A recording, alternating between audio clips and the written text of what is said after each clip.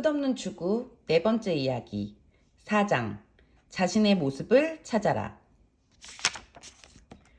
그 무엇보다 너 자신에게 진실하라. 윌리엄 셰익스피어. 언젠가 운전을 하다가 자동차 범퍼에 붙은 스티커를 보고 경적을 울려 운전자에게 엄지손가락을 치켜 올려준 적이 있습니다. 스티커에는 이렇게 적혀 있더군요.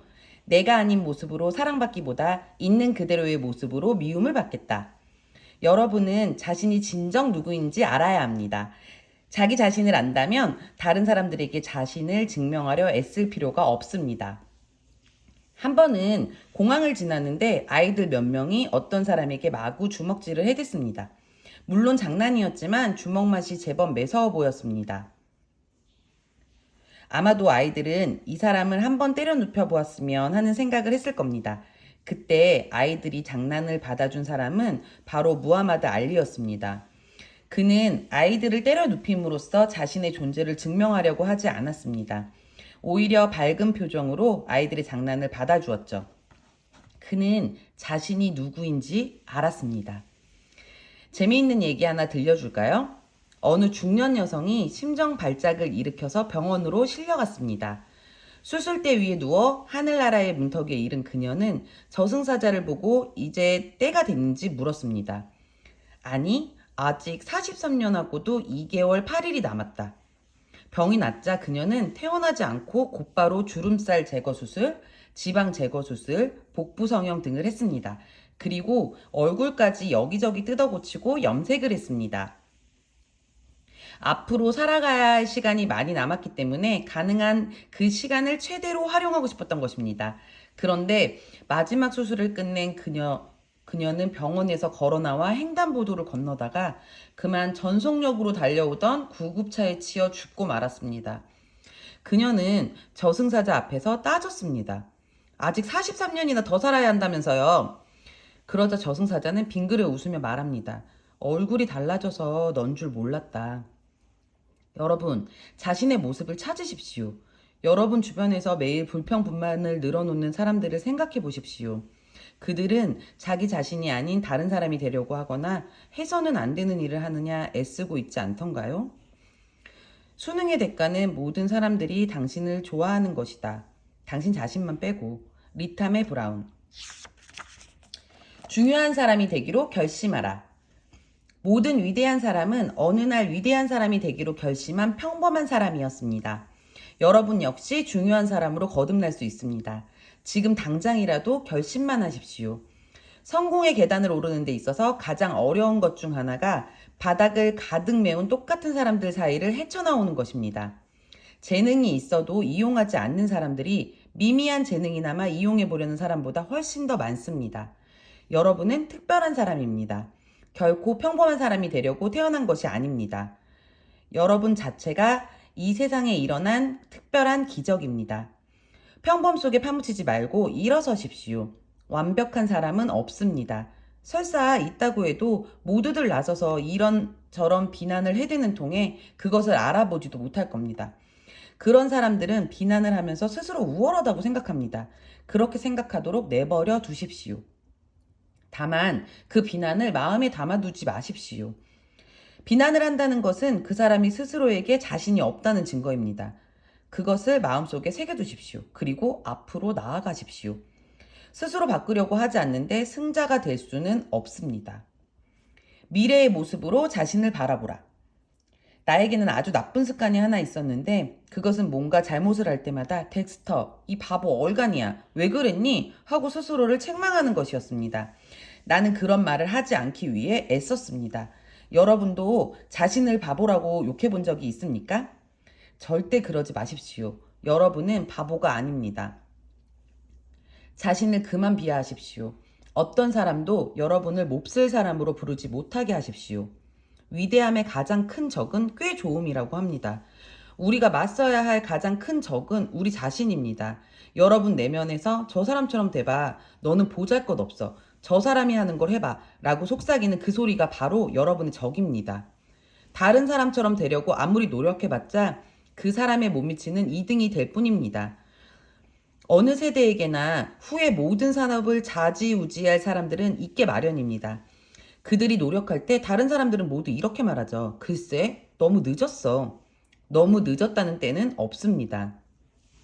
세상은 계속 앞을 향해 나아가고 가능성은 무궁무진합니다. 여러분은 조개 속에 숨겨진 진주입니다. 언제 껍질을 깨고 안에 무엇이 있는지를 보여줄 생각입니까? 다른 사람들의 생각을 바꾸면 여러분 자신이 생각하는 나, 즉 자아감부터 바꿔야 합니다. 위대한 복음주의자 트와이드 엘 무디가 했던 나 자신만큼 걸림돌이 되는 사람을 만나본 적이 없다는 말을 여러분은 하지 마십시오. 자신을 바라볼 때는 원하는 모습으로 그리고 미래의 변한 모습으로 바라보십시오. 염세주의자가 될 만큼 세상 일에 통달한 사람은 없다. 노만 커슨즈. 문제의 좋은 점 중 하나는 그중 많은 수가 우리의 상상 속에만 존재한다는 것이다. 스티븐 앨런. 여러분의 두려움은 여러분 속에만 있고 현실에는 없습니다. 우리의 내면에서는 두 개의 힘이 서로 싸우고 있습니다. 하나는 넌 할 수 없어 라고 하고 다른 하나는 넌 할 수 있어 라고 합니다. 여러분은 스스로를 어떤 모습으로 그립니까? 맥스웰 막스 박사는 정신인공두뇌학이라는 책에서 이런 말을 했습니다. 우리는 우리 내외에 있는 자신의 이미지에 반응한다. 그 이미지를 좋게 하면 우리는 나아진다. 자기 이미지는 사실에 의해서만 바뀌는 것이 아니라 자기 암시적 경험에 의해서도 바뀐다. 이 원리는 삶에서도 그대로 적용됩니다. 사업으로 성공을 이룬 것이든 다른 것이든 말입니다. 뭔가를 해낸 자신을 먼저 그리면 실제로 그 일을 할 수 있습니다. 여러분의 운명을 결정하는 것은 다른 누구도 아닌 여러분 자신입니다. 여러분은 자신의 정신을 통제할 수 있을 뿐 아니라 여러분이 처한 환경을 바꿀 수도 있습니다. 그렇기 때문에 내가 항상 변명은 있을 수 없다라고 하는 것입니다. 지금 처한 현실이 싫다면 바꾸십시오. 여러분이 자신의 이미지를 바꾸면 마음속의 이미지가 바뀌고 결국 여러분의 생각이 현실로 바뀔 겁니다. 혹시 이런 사실을 알고 있습니까? 25세 된 젊은이 100명 중에 65세 때 부자가 되는 것은 단 한 명뿐입니다. 똑같은 상황에서 왜 어떤 사람은 다른 사람보다 앞서가는 걸까요? 그것은 생각하는 방식이 다르기 때문입니다. 누구를 멘토로 선택하느냐 또한 누구를 따르고 자신을 어떻게 바라보느냐의 차이입니다. 여러분이 만난 사람 중에 90%가 여러분의 꿈을 비웃을 겁니다. 그런 사람들에게 받아들여지는 것을 기대하는 것은 여러분 스스로 꿈을 포기하는 것과 같습니다. 필요한 것은 이미 손에 쥐고 있다. 커다란 꿈을 품은 사람은 생각부터가 다릅니다. 부자와 가난한 사람이 구별되는 것은 그들의 생각과 그 생각을 추구하는 방식이 다르기 때문입니다. 모든 사람들은 어떤 면으로는 특별합니다. 여러분은 무슨 일을 할 겁니까? 어떤 사람이 될 겁니까? 신은 여러분을 만들 때 결코 쓰레기를 만든 게 아닙니다. 자부심을 가지십시오. 나는 키가 167cm밖에 안 됩니다. 195cm는 되고 싶었는데 더 이상 크지 않더군요. 그래서 살아보니 겉으로 보이는 키가 얼마나 큰가는 그리 중요하지 않더군요. 내면이 얼마나 큰가가 더 중요합니다. 우리 중 같은 사람은 없습니다. 신은 우리를 모두 다르게 만들었죠. 우리의 내면에는 좋은 것도 있고 나쁜 것도 있습니다. 어느 쪽에 초점을 두겠습니까? 자신이 아닌 것을 주장하지 마십시오. 그것에 얽매이면 자신의 모습은 온데간데없고 결국 다른 사람이 되어 인생을 낭비하고 맙니다. 세상에 나오면 누구나 넘어지고 일어서는 시행착오를 거치면서 한 걸음씩 나아가는 방법을 배웁니다. 그러면서 좋은 것은 취하고 나머지는 흘려버리지요. 더불어 할 수 있구나 라는 것을 깨닫게 됩니다. 여러분은 필요한 모든 것을 이미 손에 쥐고 있습니다. 형편없는 자아는 버리십시오.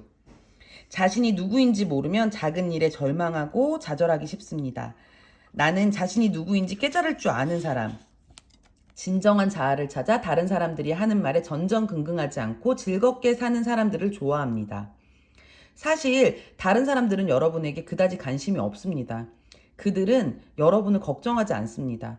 오히려 여러분이 자신을 어떻게 생각하는지 걱정하느냐 바쁩니다. 가치 있는 결정을 내려라. 자신에 대한 최종 평가는 자신이 내려야 합니다. 자기 인생이기 때문입니다. 이런 속담이 있죠. 인생에서 중요한 것이 무엇인지 스스로 결정하지 않으면 다른 사람이 대신 결정해 줄 것이다.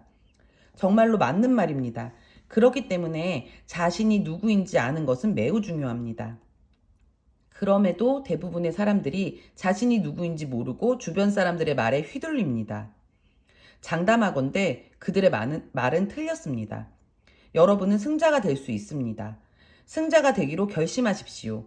나는 나의 선택에 의해 승자가 되었습니다. 그것은 우연이 아니라 결정의 결과였습니다.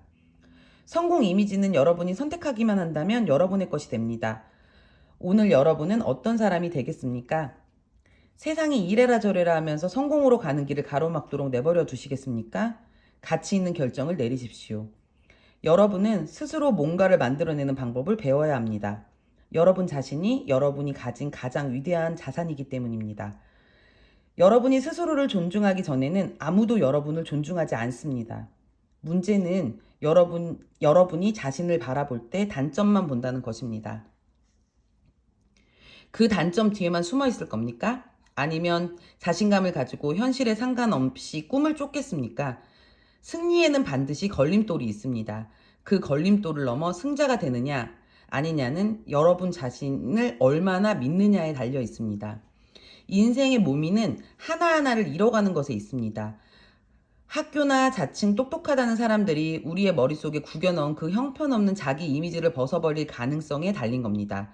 부모, 형제, 친구, 선생님, 설교자, 정치인, 언론, 그 밖에 주변인들의 모든 사람들이 우리를 형편없이 대하고 우리가 형편없다고 말하지만 그것은 모두 틀린 이야기입니다. 우리가 지금까지 살면서 배운 것 중 90%가 틀렸습니다. 여러분과 내가 이것을 깨닫기 전에는 우린 앞으로 나아가지 못합니다. 여러분은 신의 위대한 창조물입니다. 그것을 깨닫고 자신의 모습을 찾으십시오. 다른 사람을 아는 것은 지식이지만 자신을 아는 것은 진정한 지혜다. 다른 사람을 휘두르는 것은 힘이지만 자신을 휘두르는 것은 진정한 능력이다. 리오추. 여기까지 끝없는 추구 4장이었습니다. 다음 시간에 뵐게요.